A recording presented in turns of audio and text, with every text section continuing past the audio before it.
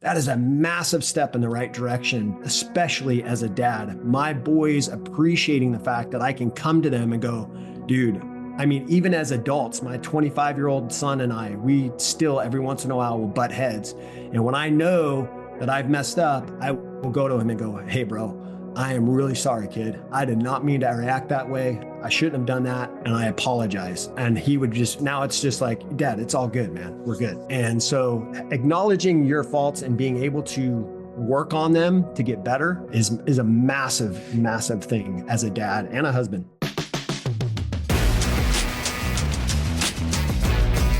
Welcome to the Dad Nation podcast, where men go from good to great in their life and love. Now more than ever, our world needs strong, courageous, and compassionate men, because we believe that when the dad gets better, the whole family wins. Now, this movement is called Dad Nation, but ultimately this is for the wives, the children, and the generations to come, because we also believe that every wife and child deserves a father who is pursuing greatness. I am your host, Mitchell Osmond, and I am so grateful and I'm humbled that you've chosen to spend your most precious resource, which is your time, with me today. Listen, today we've got another incredible episode for you, so let's get into it.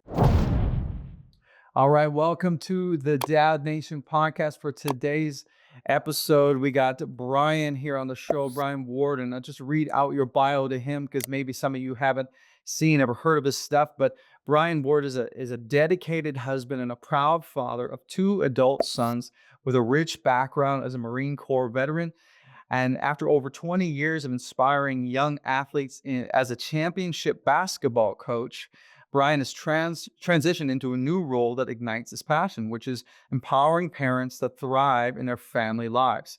He's also a podcast host as well. He has a podcast called the Dad Up Podcast, and he spent the last 5.5 years championing other fathers, equipping them with essential tools and strategies for effective parenting.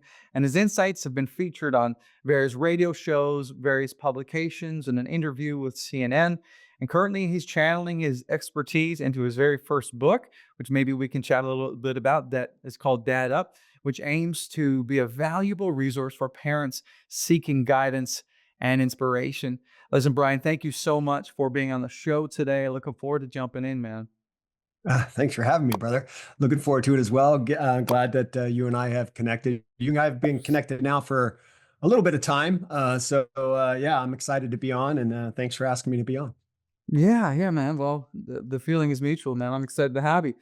And so that's your bio, right? And a little bit of experience about your history, kind of what you've done. But tell us a little bit more about your the genesis story of kind of this culmination of the podcast and all that stuff. What kind of led you to this point?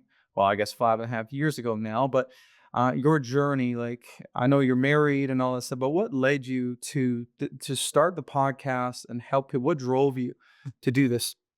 Yeah. Well, it's interesting for me. It was more of a fear of losing my identity as a dad. And what I mean by that is both my boys are older now, 25 and 23. But when I started the podcast, it was out of a fear of losing who I've always been, and that's been a dad. And when I think it was about the time my older son was in college, my younger son was still in high school, although he was a senior in high school. He was in high school, and I was one of the coaches on his varsity basketball team. And I just envisioned my life when he went off to college. My younger son, when he went, and his name's Brett. When Brett went off to college, that yes, my wife and I'd be able to enjoy our empty nester role that we were about to, the chapter of our life we were about to go into, and we would enjoy that part of it. But at the same time, I'm like, what do I do? Because all I've known through all these years of raising these two boys is being a dad. I've been devoted to them. I've been committed to them. I've done everything with them, whether it was coaching their sports or hanging out with them. I mean, everything. I was always there. Field trips, parent-teacher conferences, open houses, everything.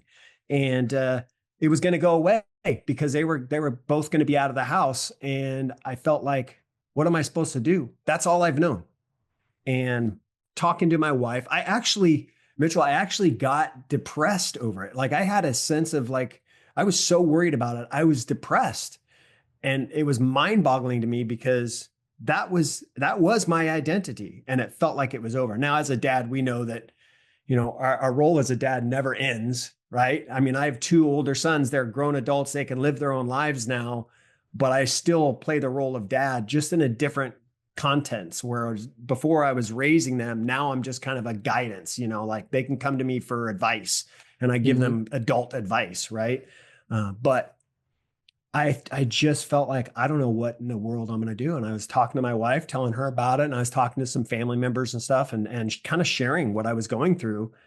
And they went, well, why don't you inspire other dads? Why don't you help other dads? So it was just kind of started off that way. I'm like, I don't know how. And they said, well, what about a podcast? And I had listened to a few podcasts, but didn't know a whole lot about them. So I started doing some research and I was sharing with my wife. I'm like, it's her brother actually. She's like, you should start a podcast. And so I shared with her and she's like, that's a fantastic idea. That's what you should do. And so that's kind of how it started. I originally, my first 100 episodes weren't even on video. They were all audio. Yeah, it's insane from the time that I started it to where it is now, what has gone on. But I love it. It's something that has not only helped me grow, but it inspires literally thousands and thousands of dads all over the globe Mm-hmm. through the show. Just hearing other people's experiences being a parent and how to be a parent and how to be a better one. Yeah. And so, yeah, that's basically in a nutshell, that's basically how it started, and here I am today. Wow. That's fantastic, man. And what number are you on now? 277 or 8, Wow. 278 episodes. Wow. Yeah, I think it's something like Anybody, that. anyone who's listening that has ever attempted podcasting can understand how significant that is. I heard a statistic. So when I launched the Dad Nation podcast, I did a bunch of research and studying statistics and all that. And one statistic that I read, I think it was from um, Apple Podcasts or something. It was like an article they did that like 80% of podcasts they don't reach past 20 episodes. Yeah. Only 20% of all podcasts ever launched make it past 20 episodes because I Yeah. think a lot of people get into it and they understand that it's actually fairly time intensive and Mhm. requires a lot of Yeah, preparation. it does take a lot of time, and I think that I think there's even a more significant handful of people that start podcasts that actually stop after the first month or so because they get into how many episodes they're going to do. I mean, it is a lot of work. And what I've taken the time over the last couple years, especially the last 3 years, I transitioned from doing everything myself to hiring people to do stuff for me because I wanted my time back. I found in the very beginning, my first couple of years of doing the show, I was doing all I was obviously doing the recording. I was obviously doing the research and finding the guests, and then I was doing the editing as well. And now I have, I pay people to do that for me. And it's something that, yeah, it costs a little bit of money, but it allows me, my time to me is more valuable than the money that I spend on the show to get it published. So Hmm. yeah, it takes commitment, but if it's something that you love to do and you're passionate about, which I am, then yeah, it's great. Yeah, well, it frees you up to do the things that you love the most, which is Mhm. actually spending time with those men. I guess now, not Yeah. boys, but and your wife and all that. So that's cool, man. We'd love to just ask you a couple questions just about your experience. I've never had anybody on the show yet in my whopping 39 episodes that has been in the Marine Corps or even a basketball coach. So when you reflect back over your experience in the Corps, like how was your experience in that? Some of the valuable lessons you learned while there and serving, how has that shaped your approach to being a dad, and maybe some Yeah. some principles you drew into that for fatherhood? Yeah. Well, I think for me, that's a good question. I think for me, when it comes to my experience in the Marine Corps, one of the things that I think about it often, actually. One of the things that I think about that I learned from that time was really um, the valuable lessons I learned from being patient. And that's one of the things that you have to develop as a dad, is having the patience to deal with certain situations that come up, whether your kids are little or even when they're adults. And for me, learning patience through the Marines and through coaching for that matter. I mean, I coached over 20 years from when my boys were 4 years old all the way up through when they were going into college. I was still coaching at the high school level. And it was, you have to have patience when you're dealing with other kids and teenagers. And so Mhm. the Marine Corps to me taught me patience. It also taught me work ethic. And that's something that also is important as a dad, is having the work ethic that you teach your kids, instill in your kids to have the work ethic when they get older and they're able to move on with their adult lives. My boys have phenomenal work ethic right now. And I think that's part of the reason why they have that, is because of their experience in watching me and the things that I did as they were growing up, and how hard I worked to make their lives better. So I think those two, between patience and work ethic, those are the two most important things I probably learned in the Marines. And then the other sidebar to that, the little silliness that I like to say that the Marines taught me, is they taught me how to drink, they taught me how to cuss, and they taught me how to kill. So those are the other three things that I learned. Oh, that's good, man. That's good. Thank you for sharing. Hey, I promise we're going to get back to this episode, but I just wanted to take a few seconds to tell you about a free marriage course that I'm offering, no charge, and it's called Remodel Your Marriage. And it's a 4-step blueprint to understanding your wife, keeping your cool, and getting the fire back in your marriage. And in this course, we're going to dig into the 4 foundations that every successful couple understands well. And that's number 1, how to love each other well. Number 2, how to feel and how to communicate how you feel, how to communicate through conflict. Number 3 is how to fight fair and how to fight well. And then number 4 is how to have fun and to break out of that routine of becoming just really great roommates. And so if you're watching this and maybe you would say that your marriage is feeling a little stale, maybe needs a little remodeling or refreshing, all you need to do is head to dadnationco.com/remodel for that free course for you, my friend. I put a lot of time and energy into it, and I believe that it can help you transform your marriage. I believe in the marriage model. I believe in you and your marriage, my friend. All right, let's get back to the episode. You talk about instilling a strong work ethic in your kids. Mhm. And that is a great thing, and I think every man, every father would want to do that. But now your boys are, or your kids are now in their 20s, and so Mhm. when you think back over, when you said that they have a strong work ethic, which is phenomenal, congratulations to you, by the way.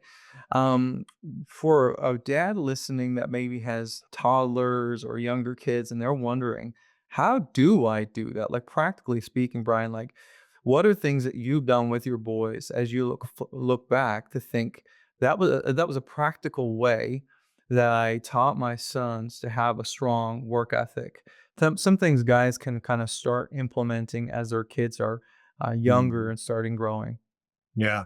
Well, I think it really comes down to them just watching you. A lot of our kids base their experiences on what they see their parents do, or the things that they see, or how they see them react to certain things. So, for me, I had a couple different roles. So I had the role of, I worked in corporate America, and my role in that industry was that I had to devote a lot of time to the business that I worked in. And I also had a role of being a husband and a father. So how did I balance those two times, and devote a lot of time to each of those areas? And I had to figure that out. But showing that my boys that I could um, do both and still be successful at both, I think is where they learned the development of work ethic. And it was really kind of figuring out the balance between the two of those. But yeah, I think it just comes down to them witnessing me do the things that I did.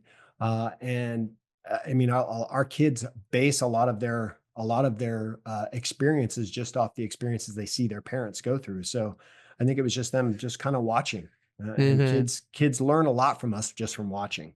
Mm. Mhm. Yeah, as the old adage goes, the best lessons in life are caught, not taught, right? So what I'm hearing you say is, as a dad, it doesn't work to say, "Hey, you should have a strong work ethic and be lazy." It's a better example to actually have a strong work ethic yourself and have your kids follow your lead in that way. Is that kind of what you're saying? Yeah. Yeah. You can't expect your kids to grow up and have a strong work ethic if they see dad just sitting around on the couch all day, chilling. Yeah, do as I do, not yeah, do as I say, kind of thing. No, it's good. And so let's yeah, you mentioned basketball coaching, and how you spent so long doing that. What are some of the lessons you've learned from coaching championship teams and all this?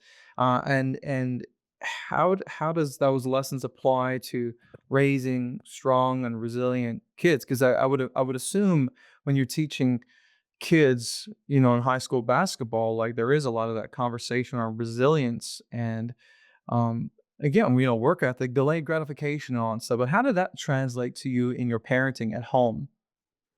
Yeah. I think for when it comes to coaching, it's one of those things that I talked about earlier with developing patience. Mm, But really teaching kids that, hey, winning is great. It's not everything. But also having the ability to teach kids how to overcome challenges. And when you're coaching a team, when you're coaching a game, having to really inspire and motivate your players to overcome adversity. And when their backs are against the wall, what do we do, kind of style, if you will. And it's something that, for my boys to see, not only their dad, who's their dad and part and their coach, but also to see me in a different role, teaching other kids how to overcome adversity and how to be motivated to fight through a challenge that they may be facing. That's a huge, lesson that you can not only teach, if you're a coach, to teach your players, but also teach your kids. When my boys go through a challenge, how do we overcome that? And how do we work through it? And keeping them motivated to keep going and not give up. You could have a lot of times as a coach, you can have a lot of players that just want to give up and not think that they could be successful at whatever, game or whatever drill they're trying to learn.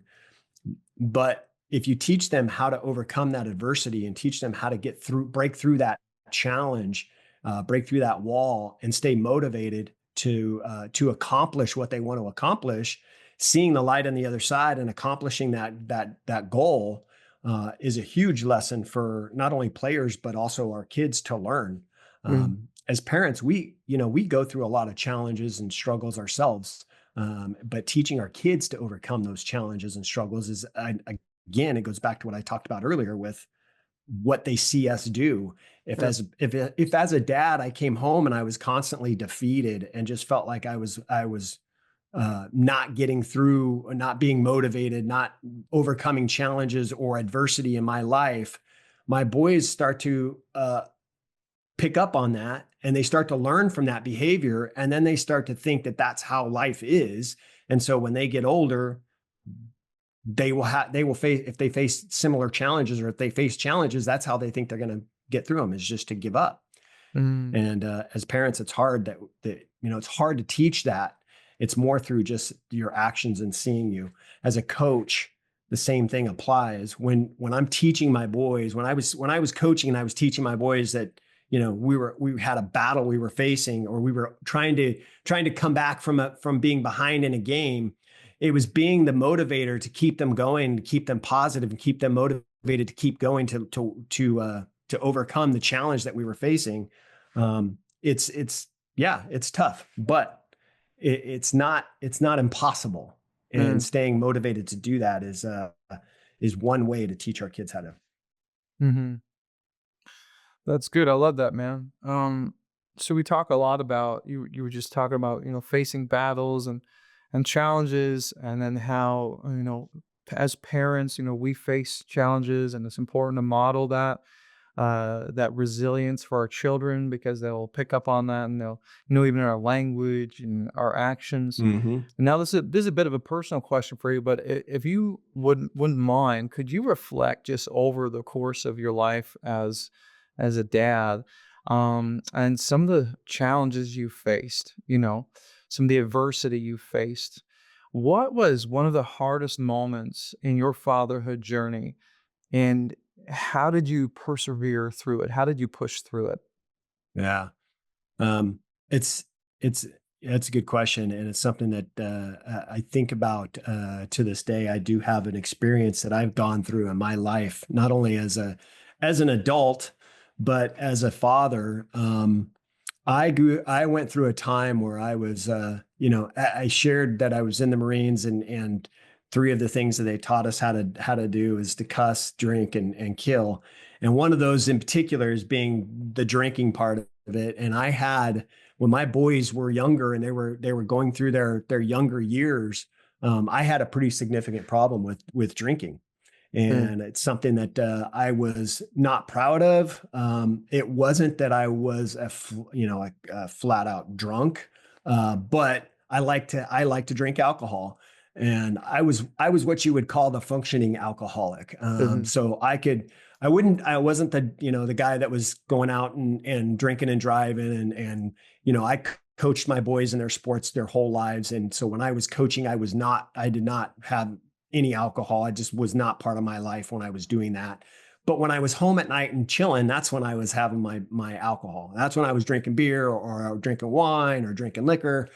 And I came to a point in my life where I remember this day like it was yesterday, Mitchell. I got to a point in my life where I was sitting in my chair, and I was watching TV, and my older son was, I think he was right around 10. And I said, "Hey, could you do me a favor? Can you grab me a beer out of the fridge?" And he said, "All right," the little 10-year-old, he's like, "All right, dad." So he goes and gets me a beer and brings it back. And when he brought it back, I realized what I was doing. It was like something hit me on the head and said, "Hey, do you realize what you're doing, you knucklehead? You're teaching your boys drinking alcohol is okay at a very young age." And again, going back to what I was talking about earlier with our kids witnessing the things that we do and learning from those experiences, and would eventually apply those in their own lives. I was teaching my 10-year-old about drinking alcohol, and that was teaching him basically a lesson of, hey, it's okay to drink alcohol. And I didn't want him to develop that habit. I grew up in an mm, alcoholic family. My wife grew up in an alcoholic family. And I realized what I was doing. I was like, what in the hell am I doing right now? mm, And so it's insane how hard it hit me. So it was later that night or the next day, I mentioned to my wife, I said, "Hey, I think I'm gonna chill on the alcohol, because I realize what I'm doing, teaching the boys about drinking alcohol by doing it around them all the time. I mean, they constantly see their dad with a beer or something in his hand, and asking them to get me a drink out of the fridge or whatever." I said, I think I'm gonna take a break from drinking." And she said, and this shocked me, but she said, "That's a great idea, and I've been meaning to talk to you about it." mm, And so she had already witnessed what was going on. She had already noticed that I was consuming a lot of alcohol. And so I stopped. I literally stopped cold turkey. That was it. Poured out everything that was in the fridge, got rid of it all. And that was over 15 years ago. And I have not had a drink since. wow, And it's just because of who I wanted to be. My identity as a dad was bigger and more important to me than having a drink of alcohol and doing it, in front of my boys. Now, don't get me wrong. There are moments, especially my boys being old enough to drink alcohol now. There are moments where, as a dad, hell, I wish I could sit and have a beer with my boys. mm, But because it's so ingrained in me now, over 15 years later, it's so ingrained in me now that I don't want to drink alcohol. I don't. My boys will drink alcohol, but they're not excessive drinkers. And I think that they're not excessive drinkers because they witnessed what I was and who I became in the process of them growing up. So they saw me when they were younger as this guy who drank all the time, and they saw me change over the years with me not drinking, and they witnessed that, and that instilled in them the desire of not being, an alcoholic. And they have the ability.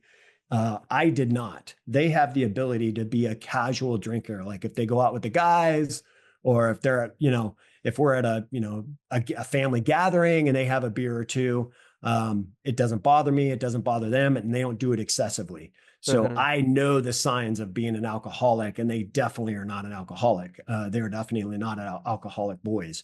But the fact that I had that significant of a situation happen in my life as not only a husband and a man, but also a father, and how it impacted my boys, is pretty crazy. Wow. And so, yeah, over 15 years later, I'm 100% still what I call sober. Hey, we're going to get back to the episode, but while I have you here, I wanted to ask you, would you consider helping a brother who's struggling in his life right now? Maybe it's a guy searching the internet to help save his marriage, his health, or his family.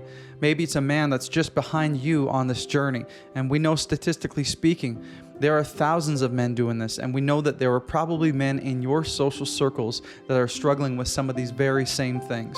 If you'd be willing to help, this is how you can help, and I promise it'll take less than 60 seconds. If you've gotten any value from this podcast so far, would you be willing to give us an honest review and subscribe to our channel, whatever channel you're listening on? If you want to take this to the next level, would you consider sending this link to a friend of yours who you know would benefit from listening to this show?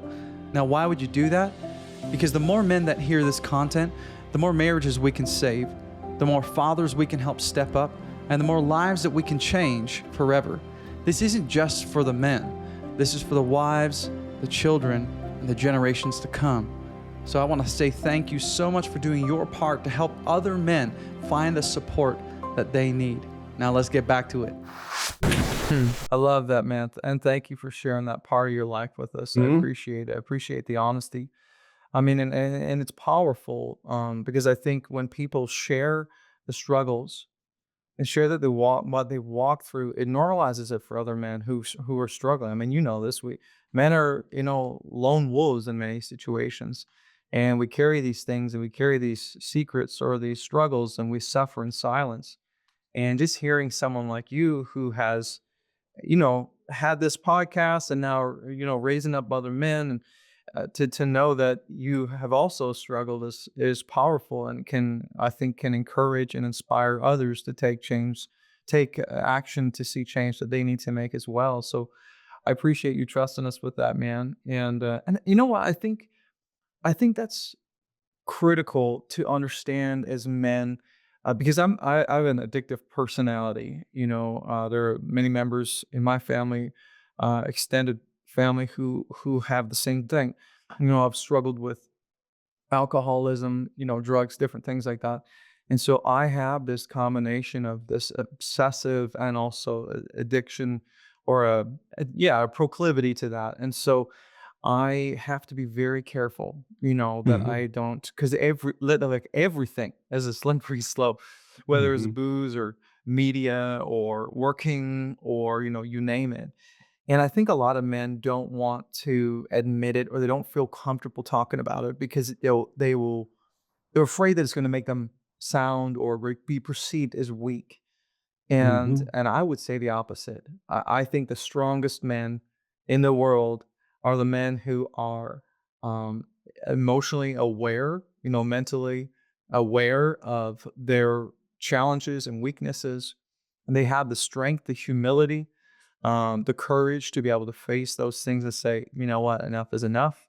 I'm going to take ownership, and I'm going to change my life for my family, for my kids, all that stuff. And I think that's a sign of strength, you know. Mhm. So Yeah, no, I totally agree. It's one of the things that this experience that I went through, this time in my life that I went through, and when we go back to when I go through these, it's September 9th is the time when I go back to that day. You know, I still get from my boys, even though it's been 15 years, over 15 years now, I still get from my boys a thank you, Dad. Thank you Mm. for not drinking alcohol. Thank you for giving up that part of your life. And it still hits me to this day. I mean, they're grown adults and they're still thanking me for not doing it. And it's super, super cool and super important. And I think, yeah, for dads that may be struggling with something, and it doesn't have to be alcohol. It could be, like you mentioned, anything. You know, when you have an addictive person, most men do have an addictive personality. When you do have an addictive personality, it could be anything from gambling to drugs to pornography to alcohol, any of those types of. It could be even your work ethic could be an addictive personality where you're working 90 hours a week at the office or something. um, to be able to acknowledge that and admit it and try to correct it. Yeah, we carry these egos. We carry these you know, these egos that we think that we are too big to acknowledge our weaknesses. And that's one of the things that I've had to learn, and probably being a dad has helped me learn it. But one of the Mm. things that I've had to learn is being okay with being having this weakness, being okay with being wrong, being okay with having to admit my faults. And as a dad, that is super important, especially when, you know, like with my wife, you know, having to, you know, admit when I was wrong for something. Men don't like to do that. And so that's something that I've learned over the years with my boys.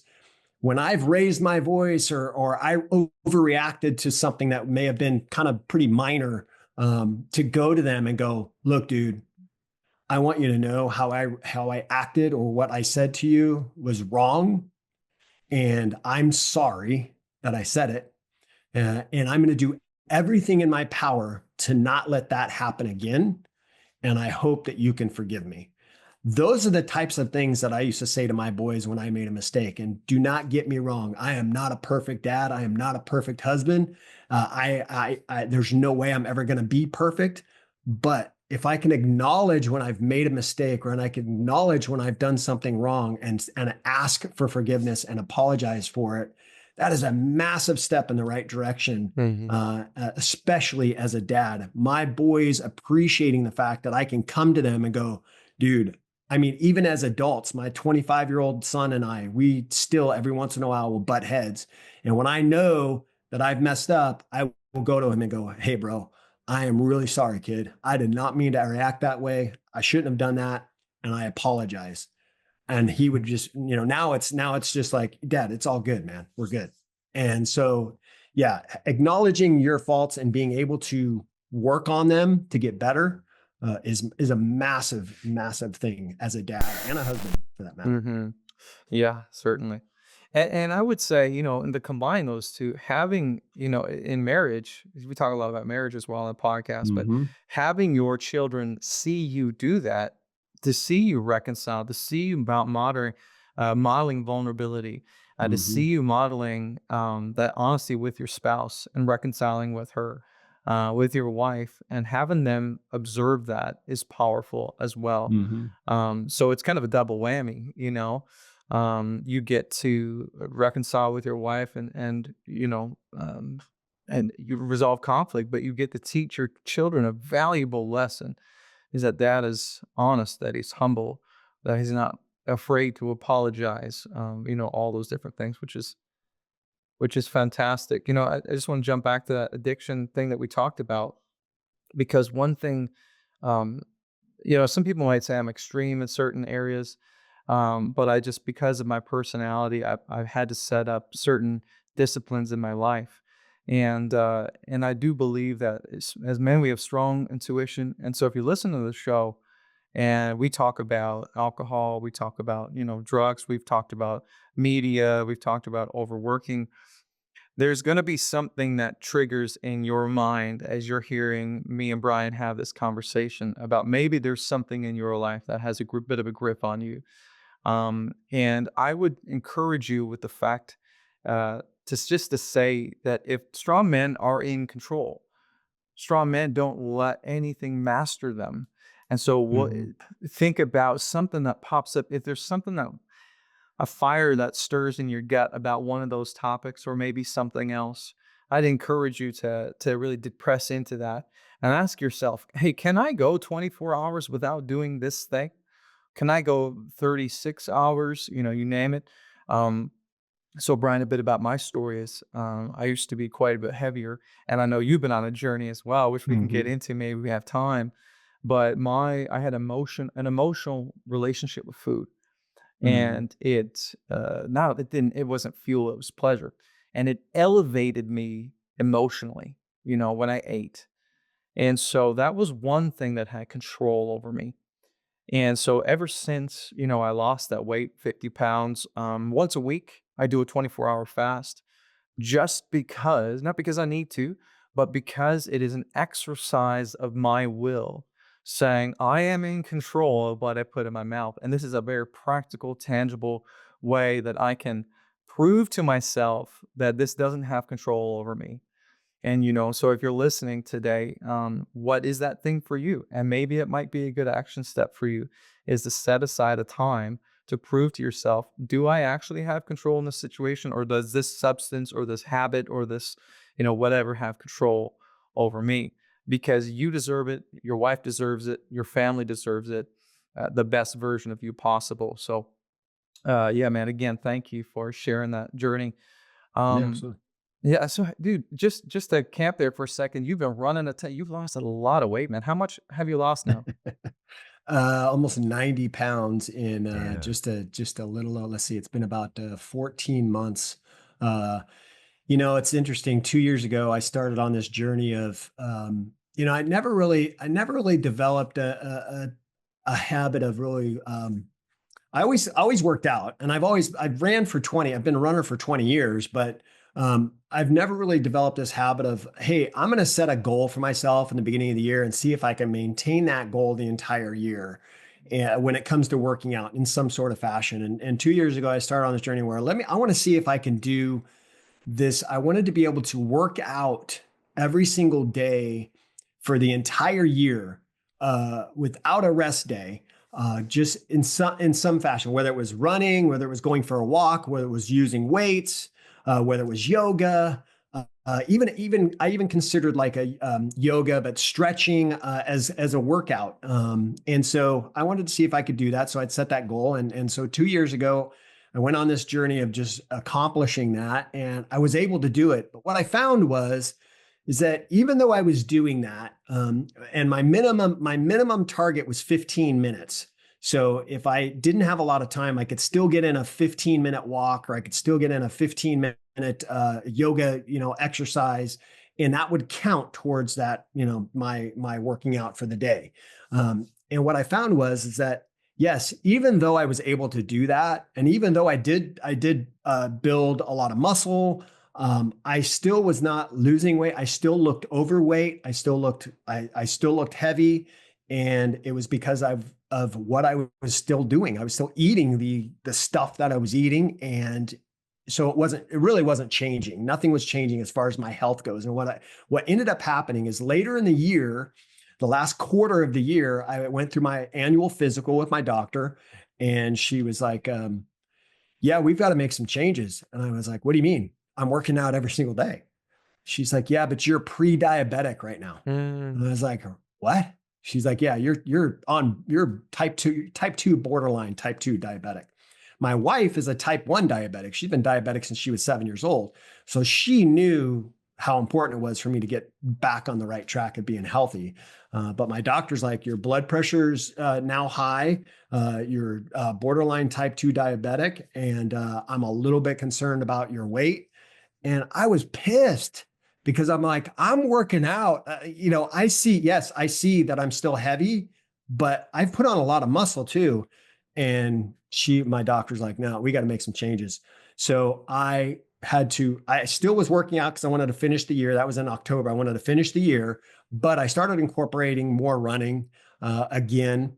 And so I got through that year, and I started to go through this next year where I was just okay. My goal for this next year, this was last year, my goal for this next year was I wanted to be able to run 1,000 miles for the year. And that's what I wanted to do. I go, okay, I'm going to hit 1,000 miles of running this year. And so I started just on this journey of just constantly running. I signed up for a lot more. I've done marathons and stuff before, but I signed up for a ton last year. And I was doing half marathons, trail runs. And I ended up doing almost 1,300 miles Wow. because of all the stuff that I was doing. And it was through that process that not only did I change my eating habits. So what I started doing with my eating habits is I started eating smaller portions. I didn't change what I was eating, which is crazy. I did not change the type of stuff I was eating. I was still eating the same, but I was eating less. So I didn't stop. Like if we went out to a fast food or got fast food as a quick lunch, I didn't get a regular combo meal. I got a kid's meal. So I would start eating that stuff. So I ate very small portions of my food. And even when my wife made dinner, she was making smaller portions for me. And it was just that change and incorporating a lot more cardio because I was doing a lot of running. Obviously, it was those two changes that helped me lose the weight. And like I said, I'm 14 months in, 15 months, about 14 months in now, and it was almost 90 pounds down. It's insane. I did 4 marathons last year, several half marathons, a bunch of 10Ks. And like I said, I did almost 1,300 miles. My goal this year, I'm on the same road. My goal this year is 1,500 miles. And I have 4 marathons already signed up for before July, including one ultra marathon at the end of July in San Francisco, which is 52 miles. So I'm doing that. That'll be the first time I do an ultra, and I have a triathlon towards the end of the year already scheduled.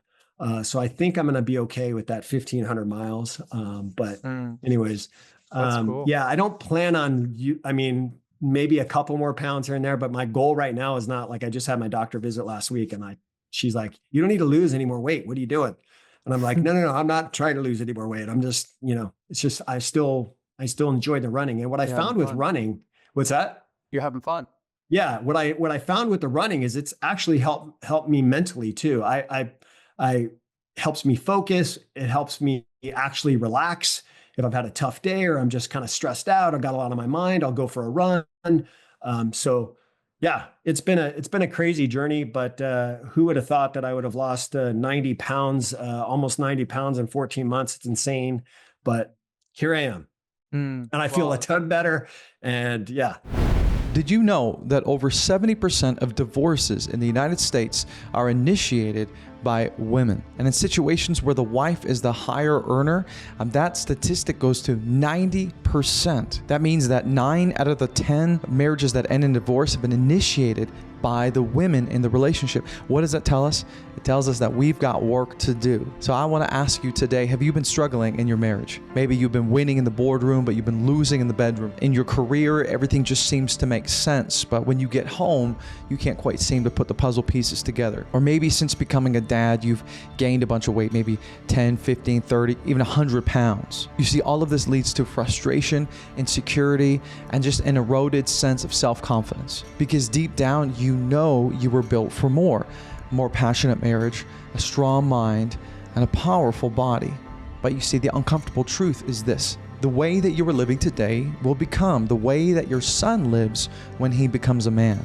The qualities you exhibit in your marriage today will become the qualities that your daughter will look for in a man someday, either good or bad. Now, I help men win their wives back, lose weight, and develop unshakable self-confidence. And I do this by coaching them one-to-one for 16 weeks of intensive coaching. Now, this program is for men who have seen success professionally but are struggling personally. So if you're listening to this and you are a married man who's under 50, who's earning 6 figures, and has struggled with any of the things I've just talked about, then I want you to pause this episode and I want you to hit the link in the show notes below and book a complimentary session with me where I'm going to show you exactly what to do in order to get your life back on track. If there's a fire growing in your gut as you're listening to this, I want you to listen to your instincts, brother. Don't become another statistic.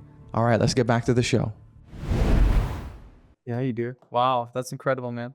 I would think I would say, I mean, I was on a similar journey, started running for me. Now, I'm not saying that running, if you're listening, that is the be all end all, but for me as well, when I started running, um, I think running has been one of the biggest teachers in my life, of pushing past, what my mind is telling me to do. When my mind Hmm. tells me to stop, I silence the mind and just focus on my steps. It's a beautiful thing, just how it can teach you about resilience, which is powerful.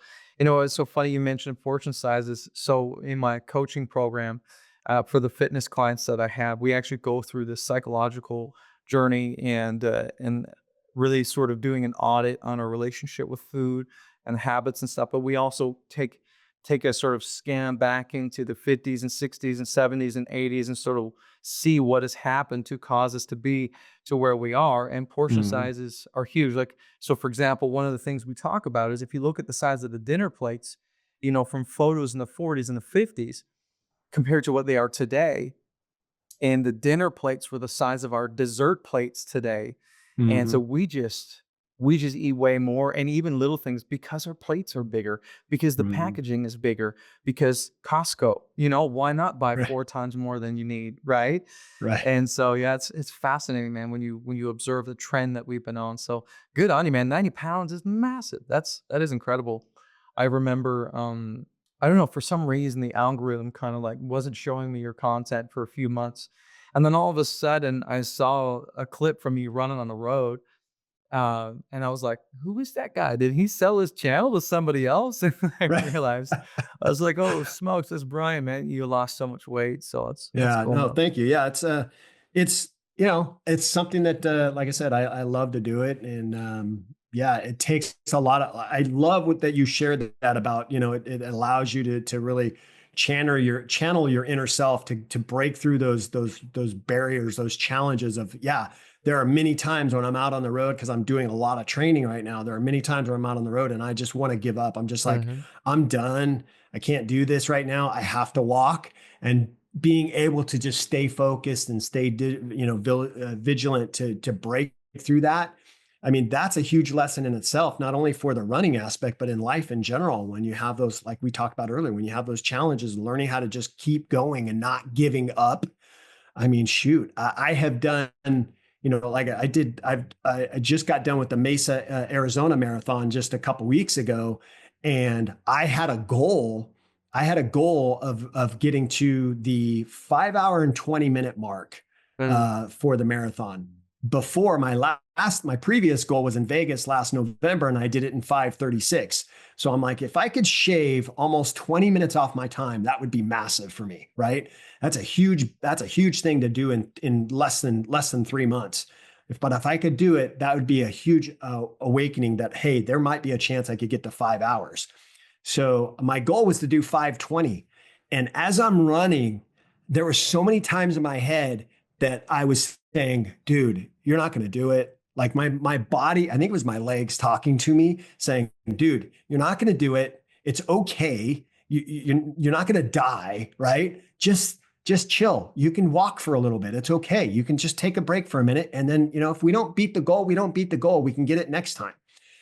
And I didn't allow it. I just kept pushing and kept pushing and kept pushing. And it was the first marathon, the Mesa Marathon, which I did, like I said, I did a couple weeks ago. It's the first marathon that I actually ran the entire distance without walking once. Mm. And for those of you that don't know, it's a 26-mile run. So it's the first time I made it the whole way without walking. And not only that, but I had my wife in my ear because I had my headphones in, and she was giving me updates on the app that she was following.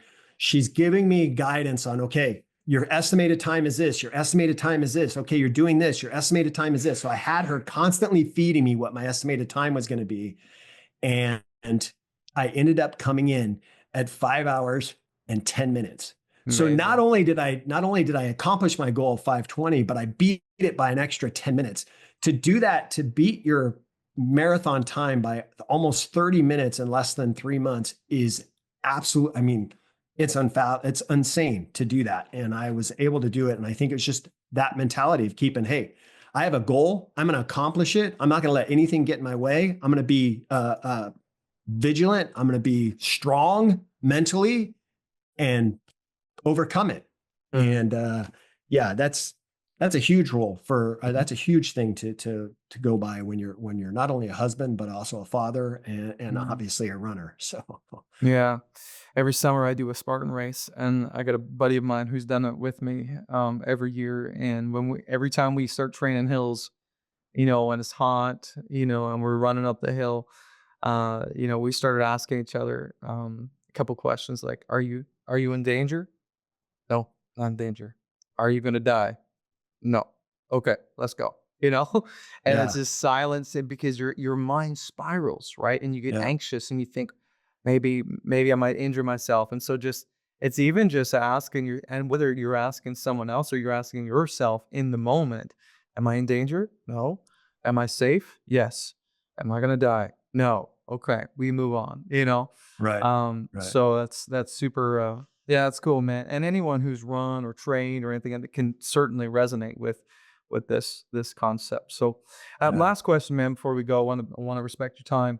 Now I ask this question to everybody on every guest on the show, and it's an important question because I think it reveals, the hearts of those who answer it.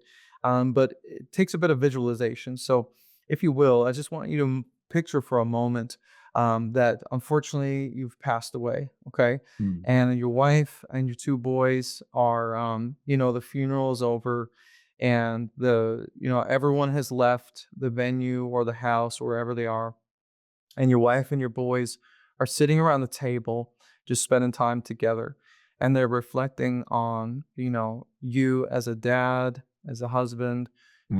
the life that you lived. And you had a moment where perhaps it was an out of body experience, or you could be a fly on the wall, and specifically you could hear the things that your boys were saying about the father you were and the way that you lived, the life that you modeled. What are one or two things that you would want your boys to say about the father you were to them? Yeah, well, it's interesting you asked me that because there are times when I think about and I reflect on my life and I do envision myself. I kind of have this vision of me, on my, I guess deathbed, right? I'm about to go meet my heavenly father and my family's gathered around. I actually have this visualization and I think, what do I want them to see me as? And how do I want to, before I go meet my heavenly father, how do I want to think that my life has been for not only myself, but for my family? And one of those things is I want them to see me as somebody who is always striving to be better. I always want my life to be better every single day. And I give the percentage of 1% to my day each day. If I can be 1% better today than I was yesterday, my life has improved. And so my goal is always to just be 1% better each day. It's not a significant, that's a very small number. If I could be 1% better every day, that's how I imagine over a year or over 5 years, how much better my life will be. If I were to be in the picture that you just described, if I were to be there kind of witnessing my wife and kids talking about their experience with me as a dad and a husband, I would hope that first they knew and acknowledged how much I loved them. And so without a doubt, I know that they would talk about that. Number two is how I always made sure to put them first. So they were always a priority to me over anything in my life. I will drop everything at a split second. I would drop everything to go do something or be there for one of them, whether it was my wife or my boys. So those are probably the two things. Number one, that they knew I loved them, and number two, that I always, always, always put them first over anything. Man. And so I think that's the stuff that I went through in my life and how I raised them is probably an example of that. Not only what we talked about earlier about giving up alcohol, like I stopped alcohol because of them. That was my priority. And so, yeah, I think those would be the two things that I not would hope that they would say, but I know that they would say. Mm, I love that. I love the confidence in that, man. And that's testimony of a life well lived. A life of intentionality, a life of focus, Mm. a life of maintaining a healthy balance of it all. And so, Mm. Bryan, last question. Where can we find you? I know there's going to be a lot of people who want to, follow you, support you, all those different things. So where on the interwined webs can we find your stuff, man? Yeah, well, thanks for asking. Thanks for having me on, Mitchell. I appreciate it. Yeah, the Data Podcast, anywhere you can get your podcasts. I'm on YouTube. I'm on Spotify. I'm on iHeartRadio. I'm on Apple Podcasts. All those different channels. Just Data Podcast, just like it shows in the background there. And then you can find me all my content's on Instagram and Facebook, and I'm on LinkedIn as well. But most of it is going to be your best place is going to be Instagram at Data Podcast, all one word. And that's going to be the best place you can find me. And if you message me, you have a question or want to reach out to me about something, I even just started a coaching program for runners. So it's called Precision Performance. Yeah, I'm drawing a blank. Precision Performance Running. And so if you have a question about it or something like that, you can always reach out to me there. But yeah, I mean, that's the best place. Instagram's the best place for that. Awesome.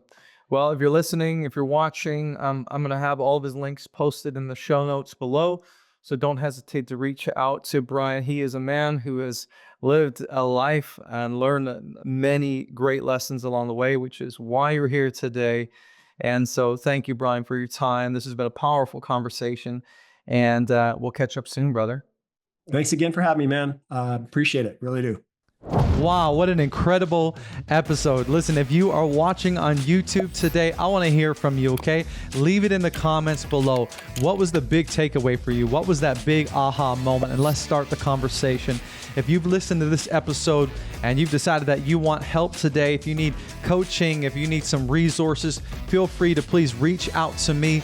My email is mitchell@dadnationco.com. My website is dadnationco.com. You can hit me up on Instagram @dadnationco.